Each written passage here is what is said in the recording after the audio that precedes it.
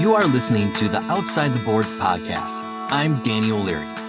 For most of my professional career, I have worked in mainstream sports for some of the world's leading sports organizations and properties and blue-chip brands, helping to create award-winning omni-channel marketing campaigns, result-driven sales strategies, and impactful brand-building initiatives. But all that work doesn't compare to the fun, excitement, and challenges I've been fortunate to experience working for the king of all sports, polo. For nearly a decade, I've put my heart and ambition into helping advance the sport of polo. I've made lifelong friendships, met some incredible people, traveled to memorable polo destinations, and heard the craziest stories. My goal is to share these people, places, and stories with you and provide a unique behind-the-scenes perspective of the game that breaks all the common stereotypes, all while discussing key issues affecting the sport today and the constructive sharing of ideas, insights, solutions, and best case studies for the purpose of advancing polo globally. Every week, I will have honest conversations with polo industry leaders, enthusiasts, and awe-inspiring people who make this sport great and fun to be around. I hope through their knowledge and their unique perspectives, they will motivate and inspire you.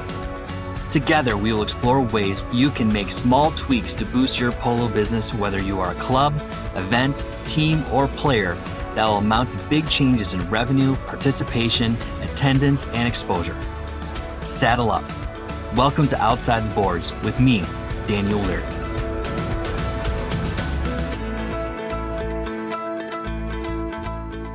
Hi everyone, Danny O'Leary here, and welcome to Season 2 of the Outside the Boards podcast. Hope everyone is safe and healthy this fall and everyone had a pleasant start to their November. The start of the 128th Argentine Open gets underway this week, so a lot of excitement is brewing in polo. A lot of eyes on polo's American players and team sponsors playing in the king of all polo tournaments, including my guest on this episode of the Outside the Boards podcast Season 2, Mr. Fred Mannix, a very rare breed in the world of polo as both a professional player and team sponsor and captain of the Algeria Polo Team. Fred is born, bred, and polo-fed player from an early age. At 16 years old, Fred Mannix became a member of Team Canada and was one of the youngest polo players to compete in the 2001 Federation of International Polo World Championship in Australia. Now in his late 30s and captain of the Algeria Polo Team, Canada's only high-go polo franchise, Fred is the first Canadian in nearly 80 years to have competed in the coveted Argentine Triple Crown, the sport's most exclusive and respected tournaments, and only the second in 124 years to have competed in the prestigious Argentine Open. Mannix is an accomplished 7-goal player in North America and 8-goal player internationally. Not only is Mannix the highest-ranked Canadian on the World Polo Tour, rated 22nd overall, but Fred is also the Hurlingham Polo Association's premier global brand ambassador. Mannix was one of the first pro players I had the opportunity and luxury of meeting when I joined the sport in 2014, nearly mistaking him for a motocross athlete, showing the close connection between polo and action sports. Fred Mannix is an accomplished player on the field and businessman off it, as an executive with Accelerate Financial Technologies. I'm honored to have had the opportunity to get to know him. He shows a deep love for the game and is motivated to see it commercially successful. I've had become more knowledgeable about the polo industry from our conversation, and he shares great insight about the game. So let's get started, everyone. Enjoy. So excited to have you, man. No, thanks a lot for having me. I'm looking forward to sharing the time together and all the listeners tuning in. Good deal. And, going back, you were one of the first players that I met when I was with the United States Polo Association. And mentioned this prior to our podcast, and that was, when I met you, I thought you were just some kid, not really a polo player. You kind of walked in with a flat bill cap, t-shirt that was probably one size too large, and I immediately thought that this was a guy who was Travis Pastrana. That was literally my first reaction, because prior to that, I had this idea that a polo player talked a certain way, and I think that's what made you so attractive, in my opinion, is that you're kind of breaking the stereotypes. I don't know if you get that.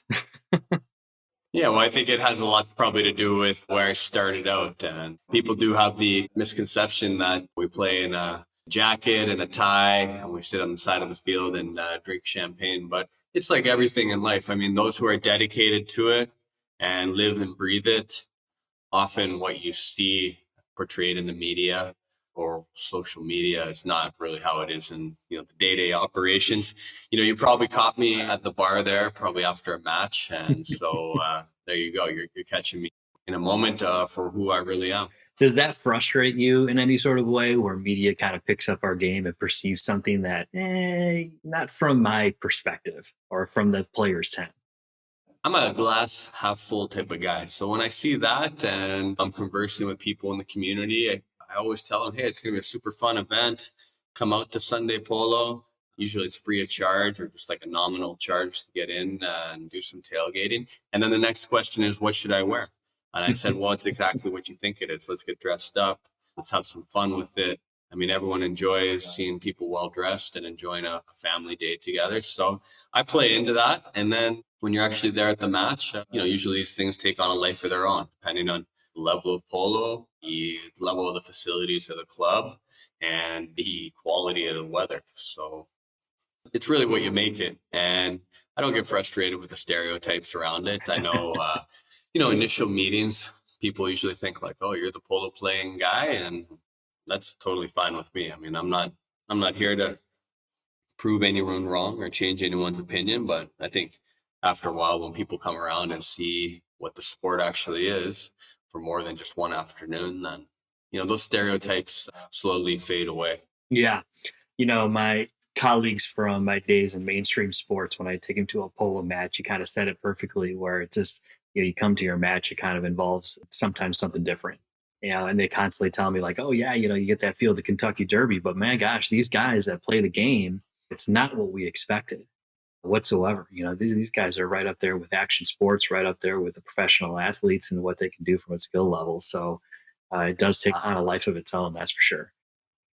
So obviously you're Canadian. Where did you grow up specifically? I was born and raised in Calgary, Canada, and I was very lucky to be exposed to polo in the summer at the Calgary Polo Club. And then my father was a two-goal patron with his Fish Creek Polo Team, which managed to qualify this year for the Argentine Open, which is pretty cool. Mm-hmm. But he would take us down to California, January through April. And so I'd go to school there, and I got to play polo at the El Dorado Polo Club, Pee Wee Polo program every Saturday and Sunday at 9 a.m. there. You went to school in California? Yeah, we go there during the spring semester. And then we'd head up to finish the remainder of the school year in Calgary, Canada. Wonderful. It was a nice way to do it because we were always going from good weather to good weather. I'll say that's got to be nice. Have you really experienced all that much of a Canadian winter at all? The last time I spent the whole Canadian winter was back in 2008. Oh my gosh. I broke a bone in my hand and I needed to have surgery on it. So took the Florida season off and got the surgery done over the holiday break. And then I spent the next 8 months in Canada. And that was a very interesting learning experience for me because I quickly realized how lucky I had been to get out of the very cold winters of Calgary during the winter. Now, are you yourself an outdoorsman? I mean, I consider polo to kind of fall within that category, but are there any things that you enjoy doing outside of polo? I'm definitely an outdoorsman. I would say front and center a sportsman. I mean, now that I've grown a bit older, though, I don't play like basketball as much or like soccer. I try and stick to those country club sports where I'm not going to injure myself or injure anyone else. I think it's probably a natural evolution, but I'm an outdoors guy. The office has its place in my life, but definitely prefer to be out there playing some sort of sport or game and having an active lifestyle. Now, you come from a polo dynasty to some degree, or just a horse dynasty, if you will. You got your start at a really young age, and I know your siblings also ride too. Is that right? Yeah, I was super lucky. I always had access to the good horses that my father had in the barn. And my sister, Vanessa Mannix, is a world-class equestrian, competed for Team Canada, and always one of the top riders at the shows where she competes. And my brother, Julian Mannix, he's a 5-goal player. He's won the camera, won the U.S. Open. So at the very highest level, we got 3 in the family that are still on the horse pretty regularly. Now, did polo come into your life before your dad, or were your grandparents involved in the game or ranching or anything like that? What prompted to get into the sport? Calgary really was the Wild West 60 years ago. So when my dad was growing up as a teenager, he had access to the horses on the farm. And although my grandfather didn't play, the polo club wasn't very far away from where the ranch was. So easy access with a great facility there allowed my dad to be around the horses as a young man. And then he had to go work for the outfit. We had a heavy construction company that my grandfather was able to build. And then my dad took it over. And one of the things that he did for his 40th birthday is get himself 6 polo ponies and a truck and trailer. And well, the next 20 years is peak of his polo playing capabilities. And that really hit that decision to start playing polo in the winter of 1984 also coincided with the year that I was born. So there's a pretty cool photo of when my dad won the Pacific Coast Open, which was played in Santa Barbara, of the team around the trophy, and I'm being held by my mom as a little baby. That's a nice little keepsake, just kind of how it all started, and the rest is history now. Now, how old are you? Was 37, 38? Is that right? Yeah, I'm 37 right now, and I gotta say I feel great. I feel like anything is possible as we get ready to start the Argentine Open on Saturday here in Palermo. Wonderful, wonderful. Now, you said your sibling's Julian. He's a 5-Go polo player. Where is he playing these days? Well, right now he's in Canada. He's working for the family business called Mancal, and so his energy and efforts are very much focused on that. But I think we got some practices organized for the winter season in California. We all head down to Palm Springs, California to be with my parents and enjoy the holiday season with them. And I'm sure we'll get on the field together and enjoy hitting the polo ball around together. And you said Vanessa, she rode for Team Canada. Was she in the last Olympics? Unfortunately, the Canadian team didn't have a full team that qualified for the Olympics. So unfortunately, she wasn't able to participate there, but she's always, front and center when Canada's assembling a team to compete for those international medals and trophies. That's fantastic, man. So hopefully we'll see her in the next Summer Olympics, provided that Team Canada puts a team together, our whole team. Definitely. I know she's competing in Las Vegas this coming weekend, the 16th through the 19th. So we'll have a strong family representation in Sin City. And I know she will be well behaved because she's super focused on going clear and going quick. That's great, man. That's awesome. What a fun family to be in. Jeez. Now, you played in Florida during their high goal season, obviously. So are you splitting time up between there and California during the summer months? Yeah, so the season this year starts up in February, and we're going to play the World Polo League with my team, Algeria. It's a 26-goal competition, and it should be a lot of fun. I'm going to play with one of my childhood friends, Clemente Zavaleta, who actually is also playing the Argentine Open this year for Fish Creek, and Juancito Bellini and Nacho Novillo Estrada. So it'll be a competitive team. I mean, anytime you can get to play 26-goal polo, it's always a pleasure. And grand champions who host the World Polo League, they have great facilities. I mean, really doing their best to provide a world-class venue and good fields, professional umpiring, and they know how to throw a good party on Sundays. No doubt about it. I love the Ganseys. Worked with them a lot when I was with the USPA, and still very good friends with Melissa and Mark. That's for sure. So you split your time up between Canada and the high school years. And where'd you go to school? You went to school at Florida Atlantic. Is that right? Yeah, that's right. I'm an owl. Hooty hoo. I'm my BA in business from Florida Atlantic University, and I have to thank John Oxley and the Oxley family. They were very important at placing me inside the school, and it just happened to be right beside Royal Palm Polo, where they had the U.S. Open that year in 2002. So Okay. it was one of those very lucky coincidences or series of events that all came together. And Florida Atlantic University was great for me because it allowed me to have a lot of flexibility around the day. I took a lot of night classes Monday through Thursday, and that way during the day I could be on the horses having a great time. Now, did you play intercollegiate polo at all? Did Florida Atlantic have a polo team? Unfortunately, they didn't have a polo team. And in one way, I think, it's just those things in life where maybe a door closes, but a window opens. I applied to a couple schools, and I was told by one school in particular that, for sure you're going to get in. Maybe my grades weren't the best, but definitely, they were respectable grades for high school. But this was an Ivy League college, and I went and visited the school. I spoke with the coach. He told me not to worry. And then bang, I got the letter in the mail from the school, and they denied my entry. So that would have changed the whole trajectory, because if I would have gone to school at this, played the collegiate level, I wouldn't have had the opportunity to play the US Open during the winter. So, that's one of those things in life where at the time, of course, I was disappointed. But in the end, it was actually so much for the better. Yeah, no, I'll say, yeah, your trajectory would have been vastly different. If I thinking of the school it could have been, you would be up in the Northeast. You're not have that access that you would want to perfect and enhance your game. That's for sure. Yeah, and that's what polo is. If you have access to horses and facilities, then you're going to get better. And if you're in the north east during the winter, you're not going to be having access to the facilities to play outdoors. And that just, it just doesn't work. If you want to be a champion polo player, you got to dedicate the energy and time and effort to, honing your craft, especially as a young man. At what age did you decide or realize that you wanted to become a professional polo player? That this is the route that you wanted to take? I think it's always like an evolution. I mean, I was quite lucky in California growing up, as a young teenager, that I was the youngest in my peer group. And I was about 4 or 5 years younger than most of the boys that we were playing Pee Wee Polo with.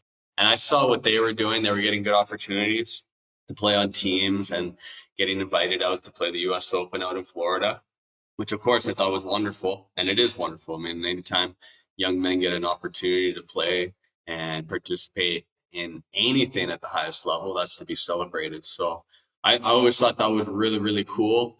Over the years, opportunities appeared. I remember my good friend Brent Maricatani invited me to go play at the Houston Polo Club, a 16 goal. And that was a lot of fun. I was probably like 18 or 19 at the time. And, it's just kind of a natural progression of, my skills improving and opportunities becoming more abundant and good opportunities as well. So it wasn't like a point in time. I think it's a natural evolution that if you're doing the right things and you're positioning yourself and you're working on your craft, then doors start opening for you and people want to play with you because they see you're improving. And on the handicap system, the quicker you can improve, obviously the more you can help your team. Yeah, and then at a very young age, you actually competed for the Canadian team in the FIP World Championship. That was amazing. I remember like that time. How old were you?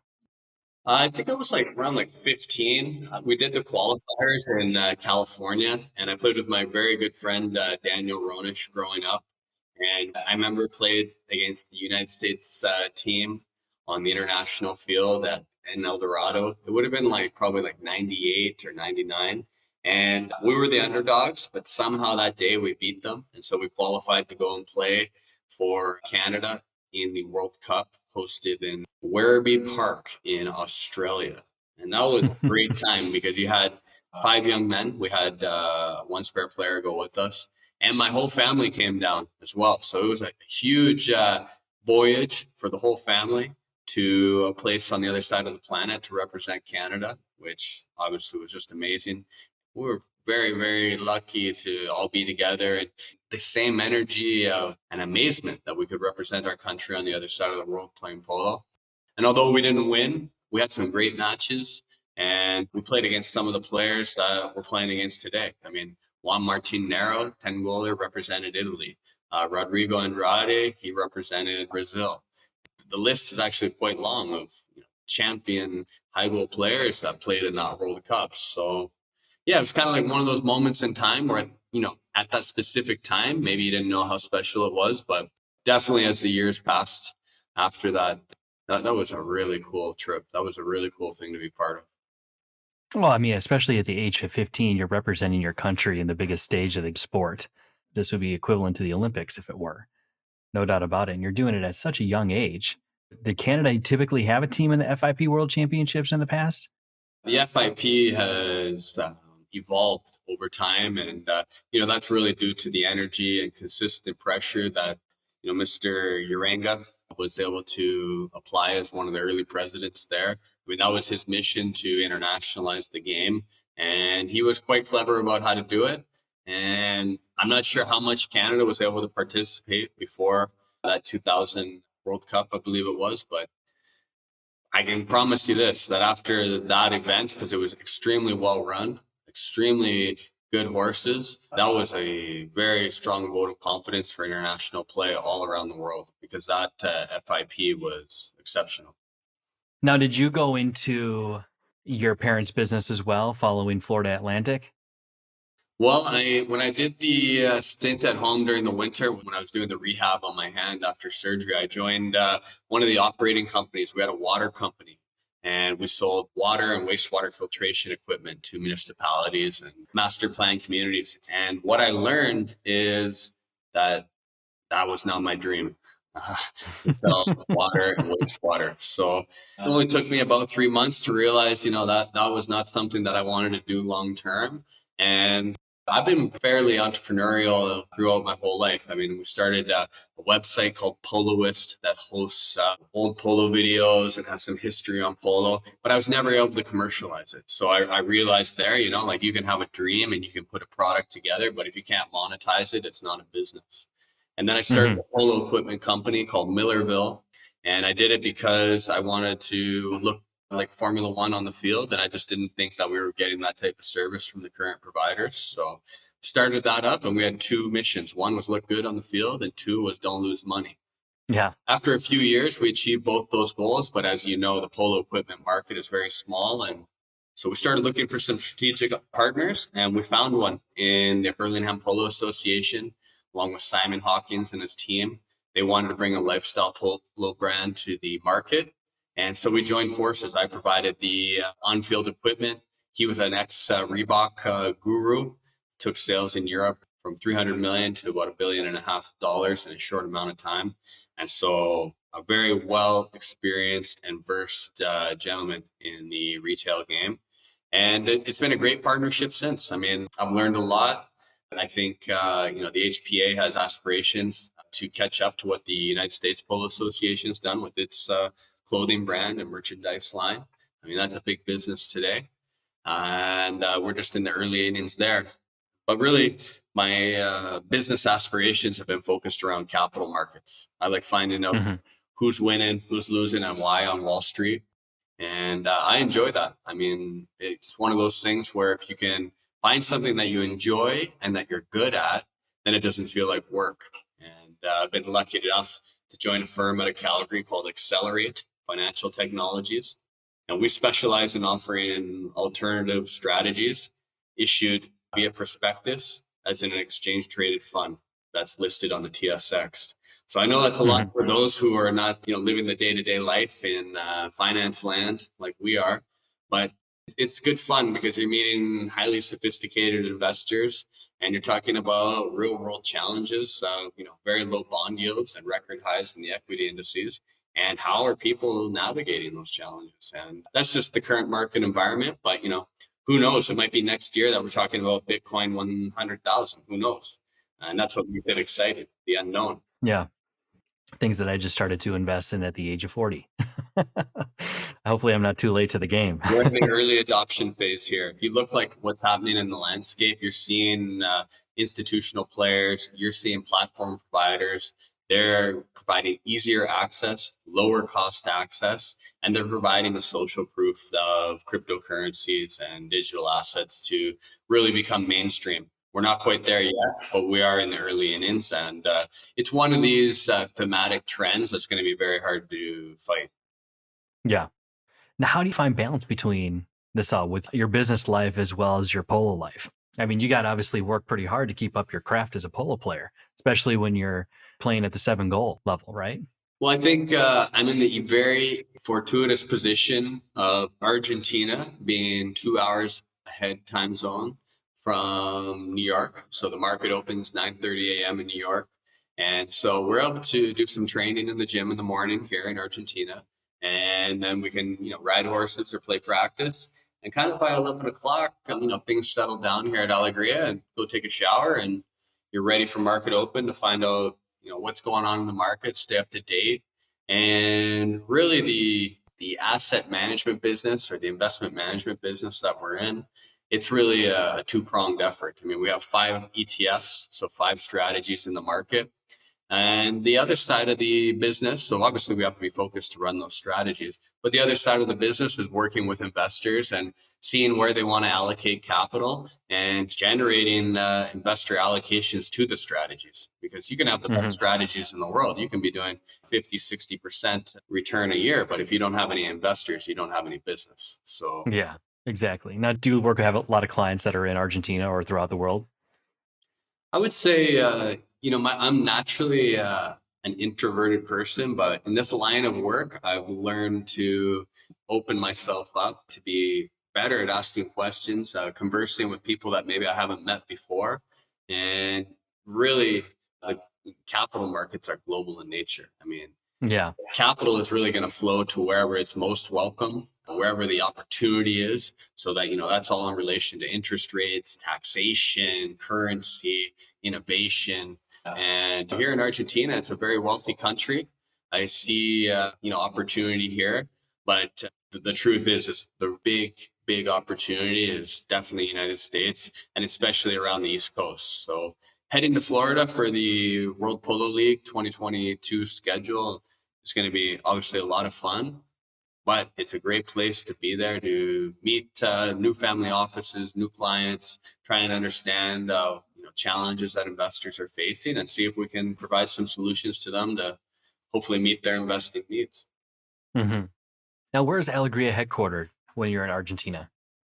It's a beautiful farm, about 80 kilometers outside of Buenos Aires, a little bit to the north and west. And if you're familiar with Argentina, it's outside of a little town called Pilar. And this is the epicenter of polo. I think within a 10-mile radius here, there's over 100 fields. We got Come on. Yeah, I mean, it's really like one of those special places in the world. I mean, we have a very famous family as one of our neighbors, the Merlos family. Cacho Merlos was a 10-goaler. He produced 3 boys, Augustine, Sebastian, and Pete, all 10-goalers. On the other side of the fence line, we have the Garahan family with Polo 1. Very important breeders here and still playing polo today. Beyond our fence line, you have the famous families of the Heggies and the Pierreses. You have, Larry Ojoa with a farm here. You have Juan Martin Nero with a farm. You have the McDonough family with Aranita just down the road. And I mean, really, the list just goes on and on and on. And there's polo here every day, morning, noon, and night. So if you're a polo, That's incredible. Yeah, if you love polo, which you probably do if you're listening to this podcast, you really can't miss this place. It's got to be a bucket list trip to come and see how it's really done, at the frontier of polo, because people are breeding horses here, people are training horses here, the Open is here. Truly a magical time of the year right now. I mean, we're just 2 days away from the start of the Argentine Open. For anyone who's listening, especially who's, new to the game, when people think about polo, they automatically think, oh, it's in Britain, where did it get its start kind of thing. And a lot of people don't really think that it's Argentina where that's where the epicenter is. And I love how you kind of say that it's the frontier of polo in that little town just outside of Buenos Aires. It's kind of neat with all the major families who are in polo and have such huge dynasties are right there. That's for, like you said, for anyone who's in equestrian sports into polo or want to visit a place where it's literally the frontier, as you mentioned, that's the place to be. That's pretty cool. Did you guys all hang out down there? Do you guys all ride your bikes and to and from each other's barns now and then?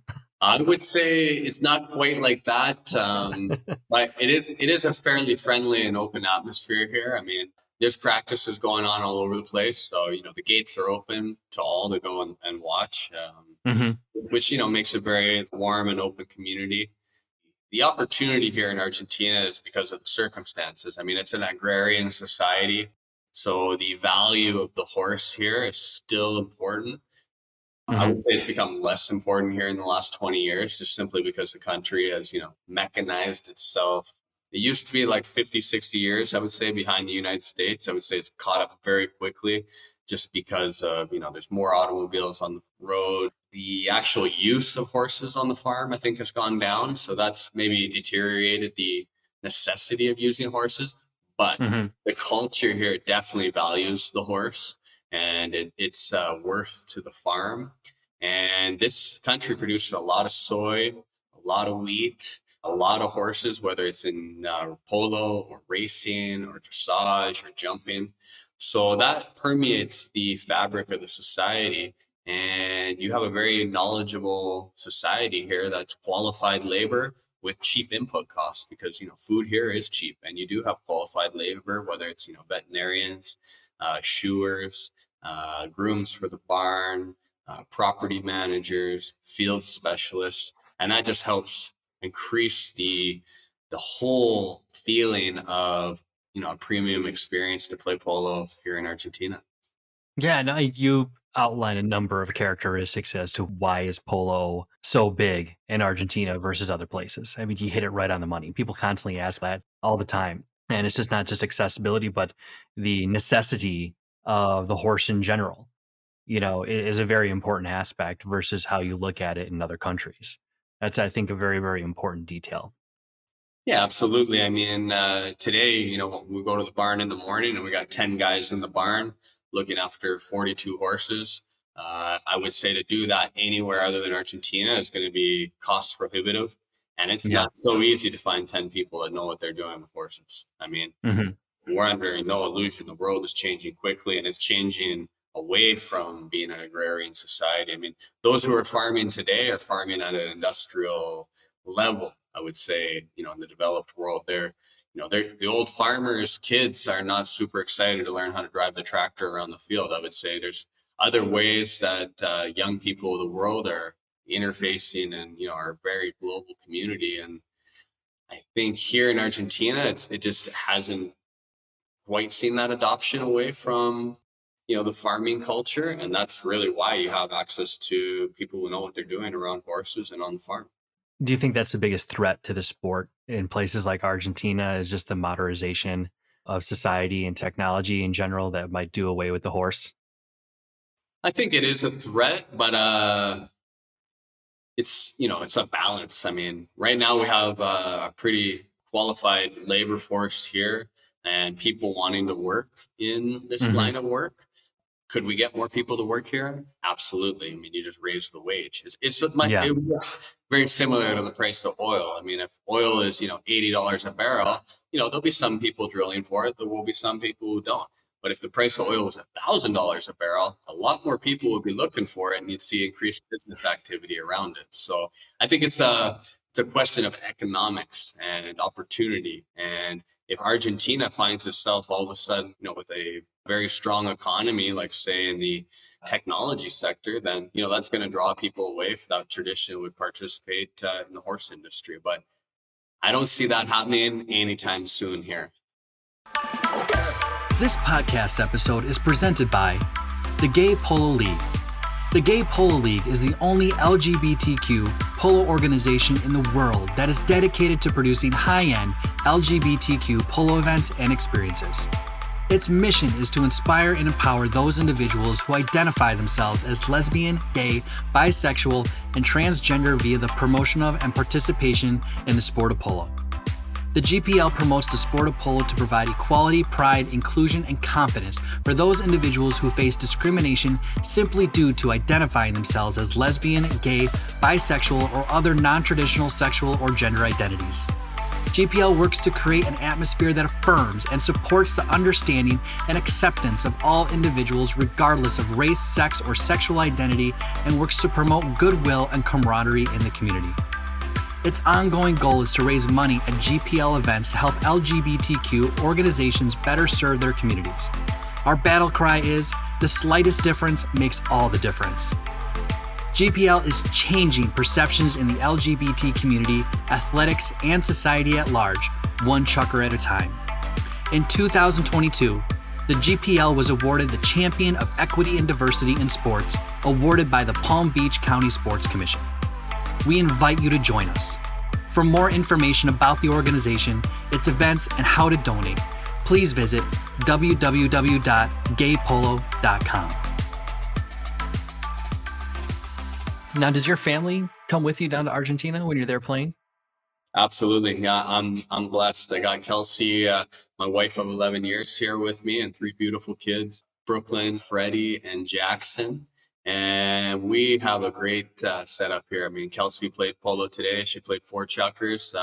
We're breeding a lot of horses here. And so if you're a breeder of horses, you know you will get all kinds. You will get geldings. You will get mares. There will be big ones. There will be skinny ones. There will be small ones. And so there's a horse for everyone here at Algeria.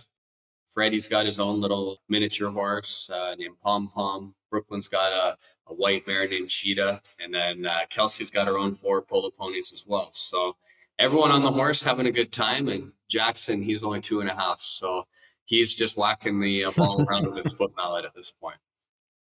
I love it. Likewise, I have a little 3-year-old Finnegan, and Kennedy, she's 5, but hopefully we're going to be looking to get her on a pony in the next year and a half or so.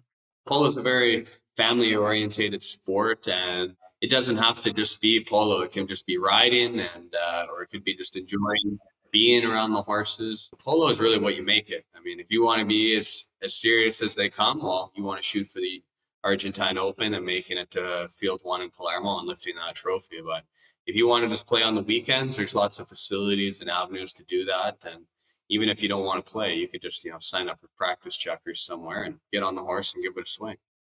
Yeah. Do you feel as though, not to really dive into just the nature of riding a horse, but do you feel as though there's something about getting on a horse for young kids and what have you that other sports can't deliver? When I started riding when I was 10 years old, and fell off my first horse and scared the crap out of me, and it took so much of myself and confidence to get up back on that animal and ride. I got a pep talk from my camp counselor and all that kind of stuff, saying to me, this is kind of a defining moment right now as to whether or not you're just going to get up, brush yourself off, and get back on them. Do you feel that's an important thing for kids when it comes to horseback riding? I feel like it offers something that no other sport can deliver. Oh, definitely unique working with an animal. I've seen my kids, the way they've adapted to horses in particular, but I think, all parents, they watch their kids around animals, specifically if you have a dog in the house or, if you're out at the park and some dogs come running up to your kids, you want to see how they react. And, I think the special interaction of kids with horses, I've seen it in my kids, and they have a huge smile on their face on the horse. And so that's pure. When your kids are happy, there's nothing better. And for them to interact with horses in a positive way and have control that they can, steer and maneuver the horse around as they wish, I think that's powerful, because they're not even in control of themselves. They're in control of something, other than themselves, which they have, obviously a responsibility to. So it has a lot of quality, and I've seen how it's, put a big smile on my kid's face. So I'm all for it. So you're in Argentina now for part of the year. When do you make your way up to Florida for the World Polo League? So the Argentine Open here starts on Friday, and our game is on Saturday. The finals are on the 13th of December. So we're shooting to play that match. That's the one match that if you can make it to and you can win, that's a pretty big feather in the cap. So we got a chip in a chair. I know we're not the favorites, and it's going to be very difficult to achieve that goal, but at least we have a chance. And no matter what, we're going to head to California on the 14th of December to spend some time with my parents, who are spending the holidays there. And then we'll make it over to Florida kind of mid-January and start getting the horses ready to rock and roll for the kickoff of the World Polo League on February 4th. Now, where do you stay then? Do you have your own farm up there in Wellington? So I'm working with a partner of mine, Mr. Juan Monteverde, company Polo, and he's helped me get organized in Florida quite a few years in a row now.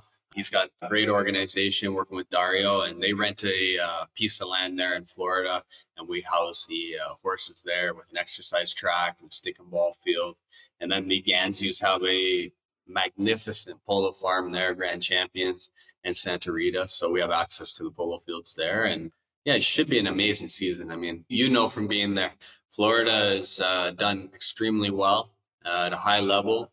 The climate is conducive to polo, and it's just an all-around fun season. Mm-hmm. Now, how many horses do you have, and do you travel with them from Argentina and all around the country? Oh yeah, we got some horses in America right now. So they're resting in California, and they're heading to Florida here kind of mid-month. And then here in Argentina, we're breeding horses every year. We generally breed between 50 and 60 horses a year. And it looks like a pyramid. You put a bunch of horses on the ground every year, and unfortunately, Mother Nature sometimes takes a few away from you. And by the time they're, 2.5, we throw a saddle on them and see if we can tame them. And as you know, animals self-select themselves out every once in a while. So what you maybe started with, 50 horses on the ground, you might end up after the breaking process with 40. Slowly over time, there's horses that just, don't make it through the program. And the idea, though, is really to produce few champions every year with a bunch of commercial horses that, even if they don't work for me, will be work for other players in the market and to keep the Algeria breeding machine going. Mm-hmm. When you're done with the Argentine Open, the horses that you use in Argentina, do you give them the time off, or will any of them come up with you to Florida? No, the season's a little too tight there, so they need some time off. And the fillies that I'm playing this year in the Open, they will head to the Embryo Center with Dr. Vittorio at Biopolo, and we have our stallions there. So we pull the eggs out of the good mares and put them fertilized with our stallions and the receptor mares. And horses that I'll be playing in America, they will have already been shipped to America or rested earlier this season, so they can have a great season there. Because as you know, the horses are not machines, and they can only take so much wear and tear, and it's important to have them in top shape to start the season. Is one of the important aspects of having a team is your involvement in the breeding aspect of the sport? Oh, it's super fun. I love it. I mean, this morning, I saw some of the young horses being ridden on the track. They're just, 4 years old, but they came in from the farm looking great. And, they look natural. They have great action. So that's kind of the start of seeing them around the Algeria Polo farm. And then, luckily, and with a lot of determination and hard work and a lot of people giving me a hand, on Saturday, we got a bunch of our horses that we bred playing the Argentine Open. So that's very satisfying. Mm-hmm. But it's also good business too, at the end of the day. I mean, is it relatively lucrative or no? I would say it's not lucrative because I never want to sell the good horses. So it's like if you are a car manufacturer and you produce 3 lines of cars and you never sold the top line car, can those other 2 lines support the business? Probably not. So it's a passion, but it's a long-term passion of mine. And I don't think of it as a business. I think of it more as a way for me to be mounted all around the world on horses that I've bred. And I think we can all agree there's a lot of satisfaction in working with an animal that you've bred and getting it to, your level of competition where you can enjoy it in whatever level that may be. Now, cloning has been, a few people have done it in the sport. Is that something that you've wandered down that path, or is that something that you've kind of stayed away from? Yeah, I haven't done any cloning, and I'm not a supporter of cloning, as I think it's going to damage the industry as a whole. I think, there's been, in my opinion, enough evidence to show that the clones are very similar to the host animal. And that if you're going to be cloning an animal, you're cloning a very unique athlete. So that clone is going to be athletic. And it's a truth that an athletic horse you can work with, but you can't take an unathletic horse and make it athletic. So part of the magic of breeding is you don't know what you're going to get, and you want to breed an animal that's superior to the mother and father, where in a clone, I'm not sure you're getting that. And I think, the little breeders are going to disappear here because they can't compete with the clones because of simply They're not sure they're going to get an athletic horse, so their cost structure is a bit higher. And I just think it doesn't set the right scarcity for good horses going forward. I mean, one of the things that supports any industry is having scarcity. When, all the bloodlines are plentiful and all the athletic horses are plentiful, what's that going to do to the smaller breeders of the world? I'm not sure they're going to be able to compete. So I'm not a supporter and I'm not an advocate. Okay. I wanted to bring that up just because people who are in the breeder and get their actually perspective on that whole entire thing. Is it something that's still gaining a lot of popularity, or is it something that just seems to, it was a great idea, but maybe people are just, it's not going to get to the point that will ultimately take over the industry? No, I think it's definitely gaining in popularity because you're seeing the cost structure to produce the clones go down. You're seeing Hmm. more providers. I think the technology is improving and more people are seeing the results that, the clones are athletic animals. And so that's highly attractive when somebody's considering do they want to do it or not. Okay. Now, you between Argentina and Florida, you have a packed year of polo.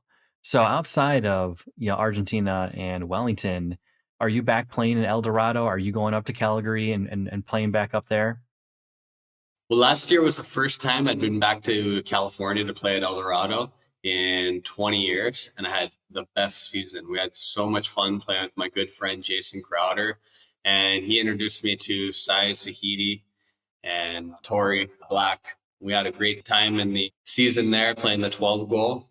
Maybe not the highest level of competition anywhere in the world, but we certainly had a good time. It was good camaraderie on the team, and I enjoyed playing the season. I think now that the world's kind of returned to its more natural rhythm, I'm looking forward to returning to Florida. I've almost spent 20 years there playing, and there really isn't another place like Florida during the winter season. It's just unrivaled. The fields are really good. The level is the best in the world outside Argentina, and facilities all around are great. Hmm. Don't worry, 12 goal is the current highest we play up here in Chicago. Hopefully It, with some time we'll make it back up to 16. it just is what it is. Polo ebbs and flows. But, you got to understand also when I was playing in California, the 12 goal, you got people aiming for you. If they can neutralize you on the field, they have a much better chance of winning. So the responsibility and the ability to affect the game in 12 goal is amplified. And if you're not super well organized with, horses and organization and having the team functioning at a high level, it's very, very difficult to win. And we kind of threw it together last year as far as the horses were concerned. And of course, we didn't win like we all want to win, but we had a great time doing it. So, yeah, it was a positive experience all around. And yeah, I feel really lucky to have played that season with that great band of guys. Could we get you and that great band of guys to come over for a game in Chicago? I would look forward to it. And you'd love Tori and Cy. They're great guys. I mean, on and off the field, hosted myself and the family like champions. And so, I really want to thank them for such a fun season. And my good friend, Jason Crowder, great teammate, fun guy to play with. So it was great. I would love to do it. We got the Butler International Cup at the end of the season, which is at the end of September. I don't know what El Dorado's schedule is off the top of my head, but hopefully maybe you guys could bring in a Canadian team. So real quick, because you play at El Dorado, what are your thoughts about Empire closing? Well, I think it depends on how much you know about the situation, because I think that's been a long time in the making. You and I both know polo ebbs and flows. It goes up and down. It's not a Hmm. cheap sport to play, and land is increasingly difficult to source for what's required to have, a sustainable polo club. And as the desert's grown over the years, further and further development has come out to where the polo fields are. And there's no denying the fact that the Coachella Music Festival is a tremendously successful economic vehicle. Yeah. It generates a lot of revenue. And so I think that anybody who'd been paying attention to the tremendous economic momentum behind that movement would have to have questioned, what's going to happen to this place. So sad to see that they're not going to be hosting polo there this year. I'm not surprised by it. I think all good things come to an end, and it just Hmm. looks like, a chapter of polo in Western America is closing there. But what's going to happen is other people are going to get ideas on how to revive the polo scene in Southern California, and I'm sure because the community there is very passionate around polo. I'm sure that some good ideas will come together, and we will see a revival of polo there in Southern California. It'll take some time, but I think it's coming around the corner. Is El Dorado at all under any kind of threat? Because isn't Golden Voice also a part owner of that property as well? Yeah, I'm really not in the position to say one way or the other. I would just say it's been a good run there. I don't know what the contract situation looks like or what the lease agreement is. I mean, I'm really not up to speed on it, but I've heard different things. I won't speculate on it other than I'd say Polo's had a good run there and it'll continue on. I'm not sure in what form, Mhm. but I'd be very, very surprised if some of the movers and shakers of Southern California don't get together and come up with a new revitalized plan for how to keep polo going in Southern California. Yeah, when I heard people were sending me emails like, "Oh, how this is going to affect your sport," and like you said, so it's like it's kind of a long time coming. Coachella, Stagecoach, and those big music festivals. It's rare to find that much open space that's outside of, let's say, Red Rocks or some type of concert venue, if you will, to host these things at a large scale. I mean, you just like here in Chicago, you take a look at Lollapalooza.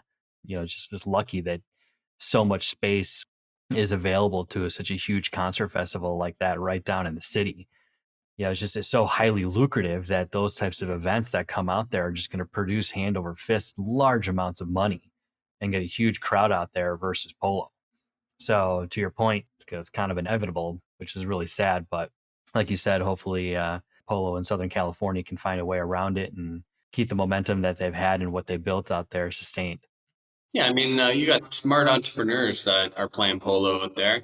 And I'd say today, in 2021, we're in the very fortunate position that the United States Polo Association has a large endowment that they have from the earnings they're making off the clothing companies. So Hmm. there's some financial capital and flexibility available if, the right plan is brought forward. And, I don't know what the USPA is thinking or what their plans are, but I would be highly surprised if there isn't some sort of discussion going around on, what does polo in 2022 and beyond look like in Southern California at the USPA level. Oh yeah, there's no question about it, and it would be irresponsible if they weren't. Here in Chicago, we at Oak Brook, we just moved fields from a field that we were given to us in the height of the recession.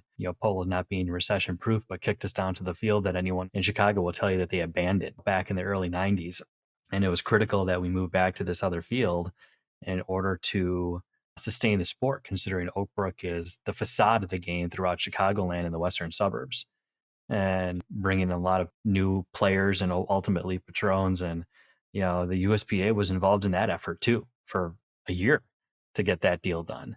So it wouldn't work without the USPA, that's for sure.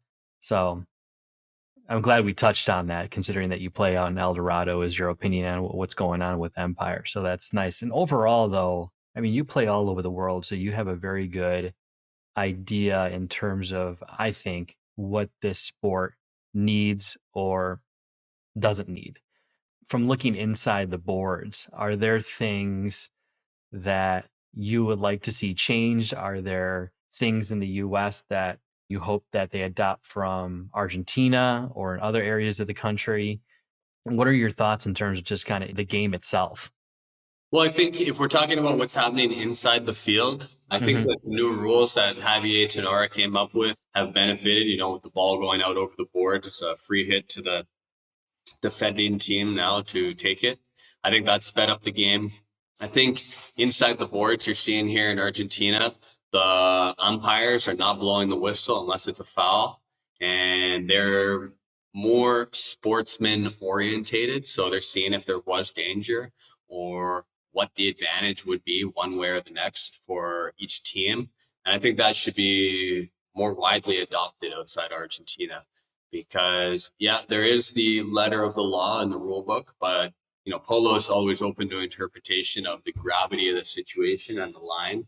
And I'm seeing the umpiring here in Argentina be pretty fair and logical and how a game should be called. And there's a lot less whistles going on. So the players know what to expect and everyone's playing accordingly. I think outside the game, outside of the boards, this is a passion. And this is a passion project for patrons. And how can we replicate what racing have done? How can we replicate what the show jumping have done? How can we replicate what Formula One has done? I mean, in Formula One, if you win a Formula One race, you get 25 points, and each point is worth 500,000 US dollars. So that means each race you win, you get 12.5 million US dollars. That certainly motivates the constructors to spend time and energy building the fastest machine possible, training the best driver they possibly can to get around the track quicker than anyone else. And I think the USPA, they embarked on the Gauntlet of Polo. That looks promising with the prize money being offered. I think right now it's, not attractive enough for a corporate sponsor to get involved and say, like, listen, we'll track the team and we'll have some sort of split if we win, but we're trending in the right direction. I think the winner of the Triple Crown received $1 million. Well, what happens if we added a zero to that? Could you get, Mercedes involved? Could you get NetJets involved to sponsor a team that would, be made up of 4 professional players and some sort of cut of the winnings? However it's divided up, I don't really know. But I see that being like the next evolution. I'm not sure if it's going to happen just simply because status quo is tough to change. But whenever there's, financial incentive to do something, people usually get very clever to figure out how to participate in that. Well, and you look at other sports outside of Formula One, there's always some type of financial tie. The PGA Tour, they have their winnings and so on and so forth. And those winnings extend all the way down to a player that almost came in dead last. Even the media, the television rights paychecks that some of these teams get in the postseason, whether it be the NFL, the NBA, MLB, you name it, it's highly lucrative. So yeah, I mean, what ultimately is the model that polo could potentially adopt? I'm glad you mentioned racing and Formula One. If you listen to some of my podcasts, even last season, I do reference that. I believe, just looking at from mainstream sports, if there was one potential strategy to adopt, it's kind of within that sport. Just, you have teams that are Patron related, very wealthy billionaires getting into the sport. And then you also have teams that are subsidized by their manufacturer, Ferrari, as an example. So, not to mention the balance that they've been able to create from their events on site, being accessible, going to the events and so on and so forth, but also very highly lucrative. And you got very luxury brands involved too. So it's interesting what they've managed to accomplish. And to your point, I actually didn't know that statistic that you mentioned. For every point that one of those teams win, what they get in earnings from that. And obviously that goes a long way when you're subsidizing a Formula One team and giving them the ability to do what they can do, producing those types of machines. That's for sure. Now, you mentioned some of those brands like NetJets or Mercedes. Now, working in this sport now for closer to a decade, it's always kind of astonished me how more affordable luxury brands are not getting involved in the sport. You see it sometimes on a local level, but when I talk to people, the Bentleys and the Ferraris and what have you, choose the automobile category as an example. But at the end of the day, when you look at these high net worth individuals, most of them are driving Mercedes and BMWs at the end. So I don't know if you have an opinion on that, because you talked about commercialization, given some of the other investments that you've done in previous years. I wanted to see if you had an opinion on that. Well, I think these companies are very large in nature, so their market caps are in the billions of dollars. They have marketing budgets in the hundreds of millions of dollars. However, those marketing dollars are very, very highly coveted. And so they're not spent unwisely. And they want to see return on invested capital. They want it to be measurable. The days of we'll throw $100,000 here and $100,000 there and see what works, that doesn't look like the strategy of a Fortune 500 company today. They want to have, some sort of measurable result, or at least some sort of third-party consultant telling them, like, if you do this, you will get that. So I think polo is quite difficult to measure what your return on invested capital is. And I'm not sure how to solve that Rubik's Cube other than putting up prize money and saying to a corporate entity like, NetJets, and saying, listen, sponsor the team. We don't know if we're going to win. If we do win, you can keep 80% of the money. If we don't win, we still, get a flat fee of this, to participate, or however it all breaks down. However, it's not as clear cut and easy to do because a lot of these decisions are managed by committee, and people have varying thoughts on sponsoring, sports teams and specifically horse related sports in general. Mm-hmm. Do you find that polo is relatively fragmented and maybe disorganized as one reason as to why big money is not being spent in our game? Big Fortune 500 companies, they just don't know how to execute. Yeah, I think a little bit. I mean, if you try and explain the game to somebody who hasn't ever seen it or been exposed to it, it's not so easy. Also, the different like handicaps and levels throughout the world without like a unified like calendar makes it difficult. And I just think that capital is always scarce. And so if you're NetJets and you want to spend, your marketing budget is, say 10 million, are you going to spend 10% of it on polo just so that you can get access to that clientele? I mean, how are you going to turn that $1 million in marketing into, $20 million in sales? Yeah, that's a good perspective. Most definitely, because like NetJets, for example, they are involved in equestrian sports. They're just not involved in polo that much, but they do have a platform where they're involved in show jumping and dressage and things like that. So, but you also mentioned the whole analytics piece of it. I used to work for IEG Consulting, which essentially put analytics into sponsorship and the valuation and return on investment and so on and so forth.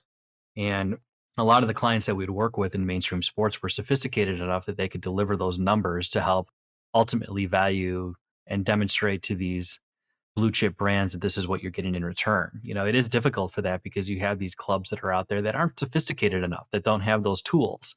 And even when I was working with some of these, whether it be a soccer club in MLS or what have you, it was easy for them to hand over this data.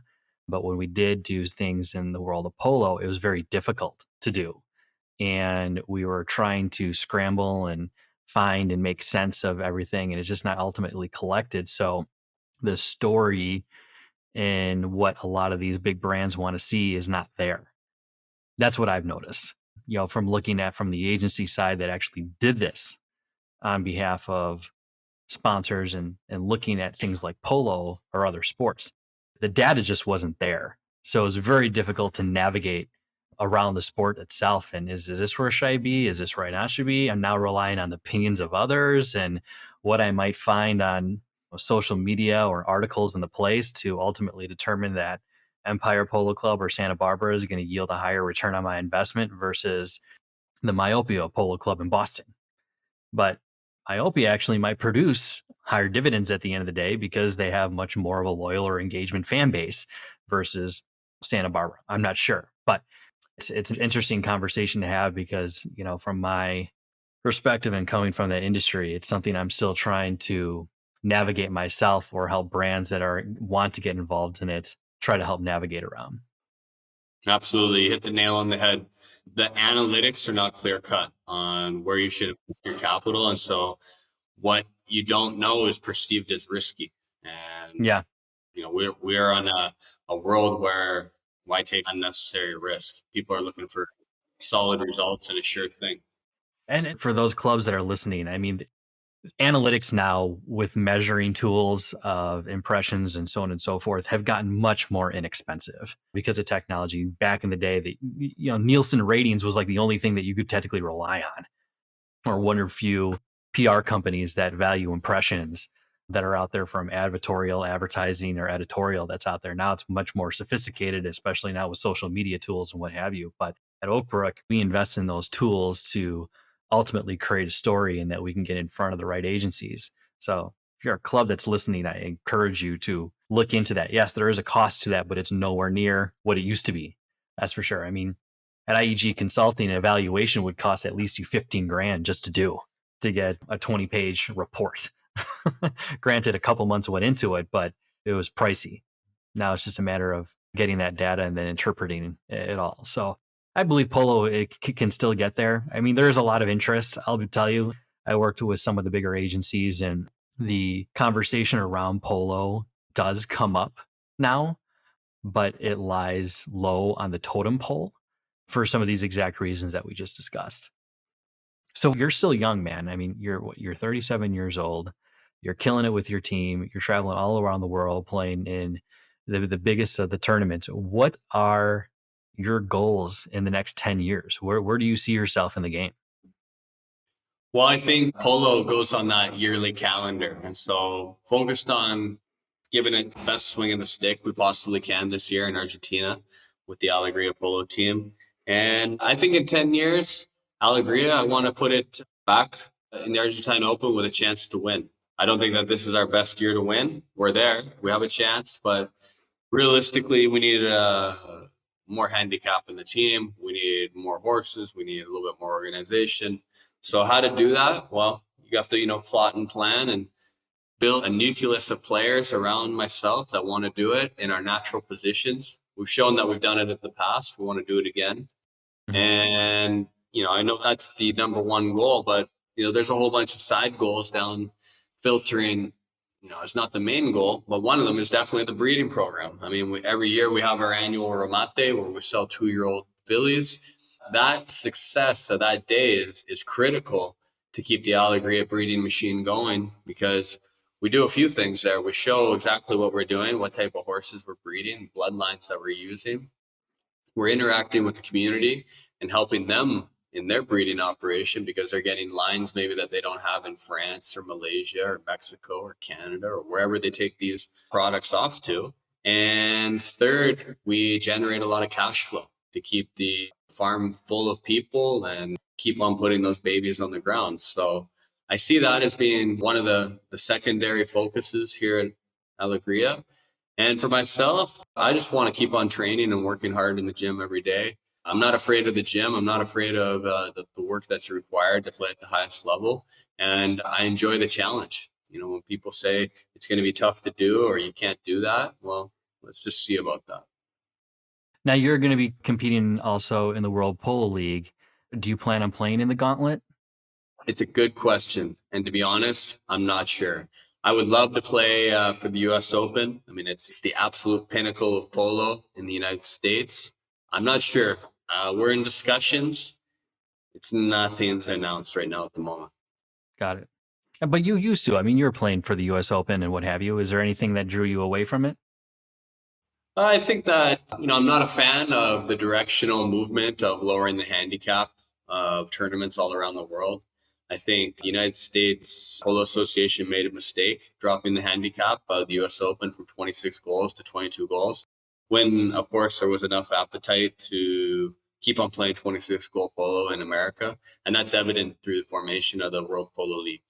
And so I think, it just lost a little bit of its luster and shine of being, best in the world. However, it's been played by all the best players to ever play the game, and it is certainly a trophy to play for. My personal opinion is, though, that it needs to be back in its deserving spot of a 26-goal tournament. Excellent. Well, hey, Fred, I really appreciate your time taking with me today. I had a fantastic conversation. I hope you enjoyed it as well. You are an incredible influencer of the game. You're a young guy playing all over the world, have a lot of different hands in different areas of the industry, and your opinion, I think, should be definitely listened to and taken into consideration as we hopefully try to expand this industry and the sport that we love with polo. I wish you all the best in the Argentine Open, man. We'll definitely be watching you, that's for sure. So go Algeria, and excited to see you back here in the States. and I'm sure we'll get a chance to meet soon. Excellent. Well, thanks a lot. I had a great time with everyone today, and we're looking forward to a great campaign here in Argentina. And yeah, let's go get it. Let's go Algeria. Thanks, buddy. Take care. This April, the sporting world will be celebrating a momentous milestone as the Lexus International Gay Polo Tournament, presented by Douglas Elliman, returns for its 12th year from April 6th through the 10th.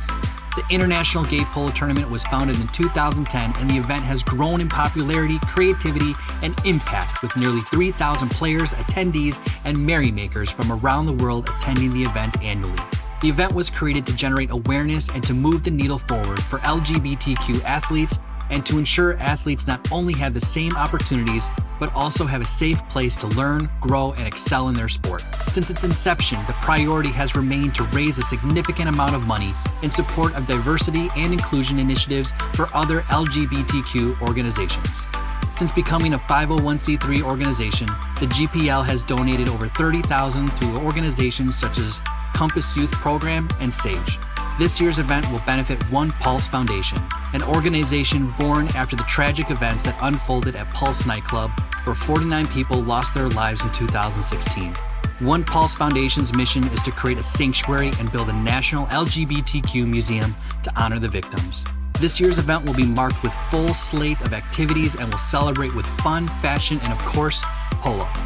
The 5 days of festivities will come to a head in a majestic match only rivaled by the creative competitions from the tailgaters when the event returns to the International Polo Club Palm Beach in Wellington, Florida. To learn more about this year's event and to purchase tickets, please visit www.gaypolo.com. Thank you for your support, and we look forward to seeing you at this year's must-attend event. Now we have reached the part of the show where we address outside the boards issues affecting the sport of polo, with the sharing of insights, ideas, and best practices towards solving everyday marketing, branding, and sponsorship problems, avoiding bad habits, or helping to navigate through new trends and how to best leverage those opportunities.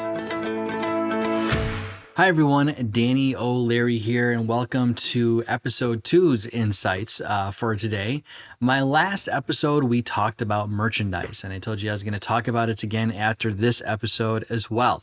To recap real quick, this stemmed from Oak Brook Polo Clubs getting rid of all of their merchandise for the last, 5 seasons. And we're looking to revamp our strategy to provide obviously more options to our spectators based on feedback from a survey that we conducted to all of our fans, players, spectators. You have it. And was able to learn a lot about from what they wanted to see and provide. However, how are we able to do that and everything that they want to need while not having to buy it in significant bulk whatsoever? And that stemmed with my conversation and insights around print on demand. And especially for those of individuals such as smaller clubs, it's incredibly valuable.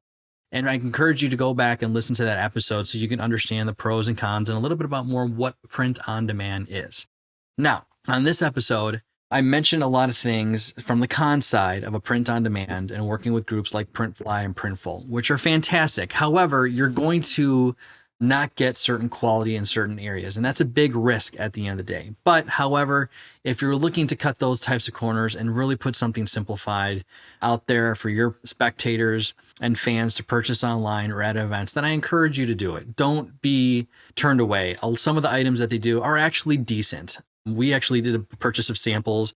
Things like their t-shirts and what have you are totally okay. Things like hats, not so much. I will tell you that the more simplified your logo is and designs and so on and so forth, those are going to appear way more better on caps than what they're capable of doing on a print on demand. But what is the other option besides those print on demand websites? Well, print on demand still works. However, you're probably going to have to go local. There are local shops in every state. I guarantee that in every state.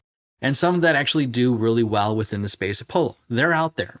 You might have to do a little bit of research and make some cold calls out there to see if they do a print on demand model. And some of these stores will set up their own custom store for you that might be linked to someone else. So you might not get that opportunity to embed items within your website. A little bit of a downfall. However, here are the pros.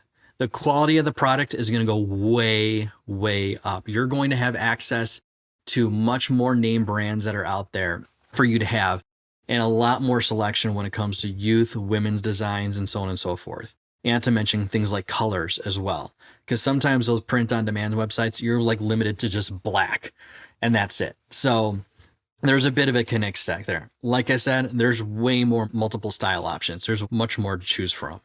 You still have that ability to design your product and experimentation.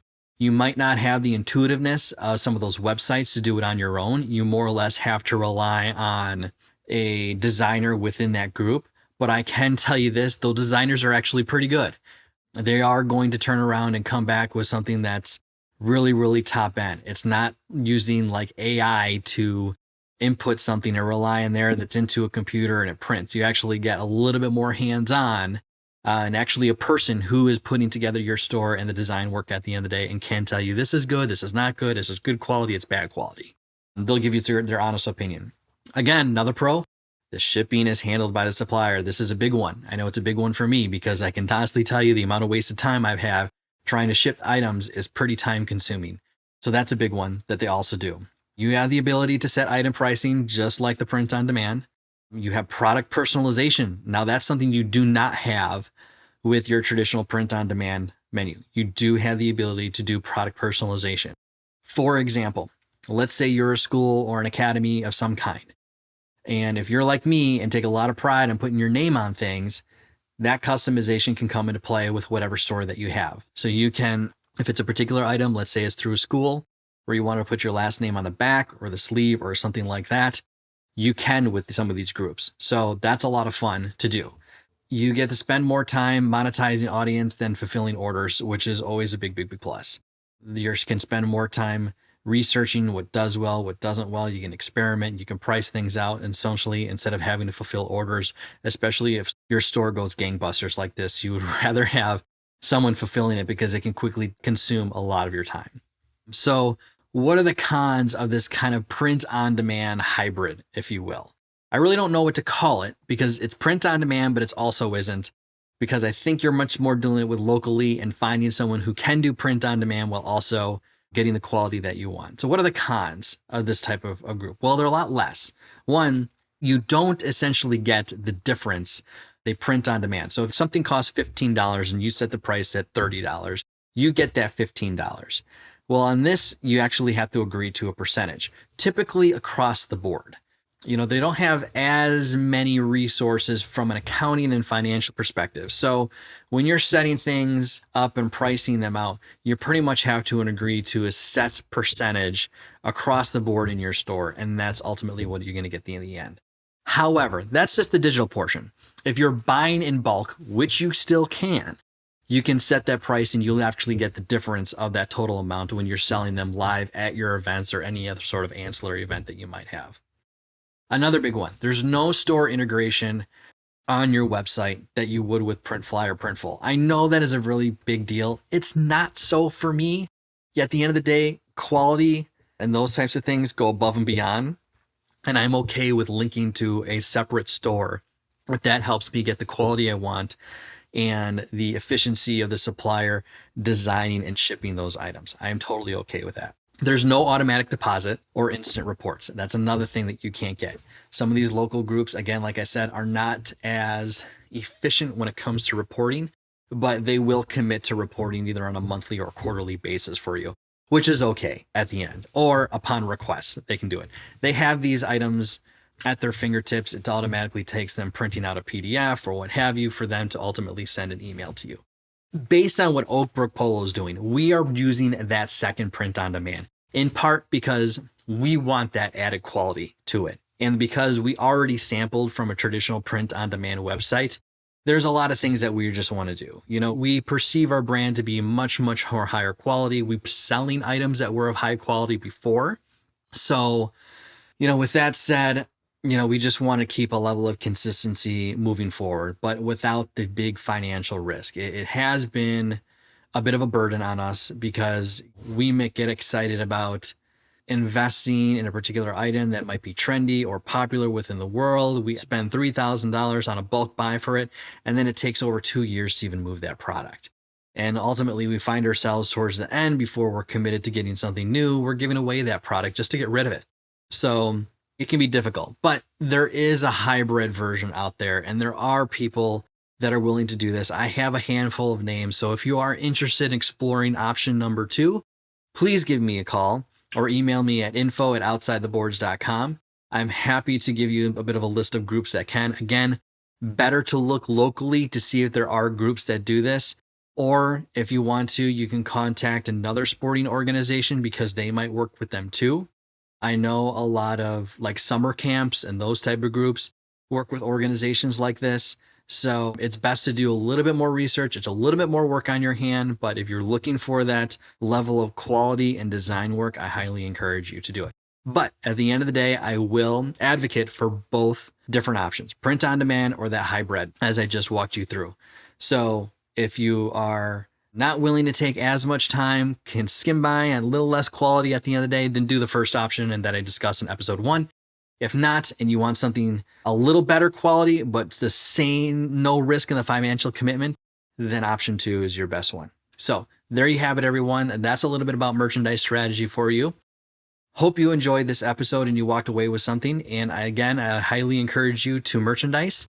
It's much more efficient for you and accessible, especially for some of your smaller clubs. And even if you are a player as well, it's also something that's highly encouraged as well.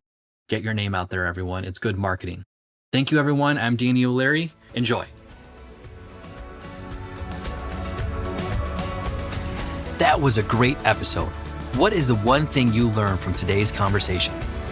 If this episode had an impact on you in some way, then I encourage you to visit and subscribe to our website at outsidetheboards.com for more episodes and interviews with incredible guests. Thanks for stopping by, my friends, and hope to see you on the polo field.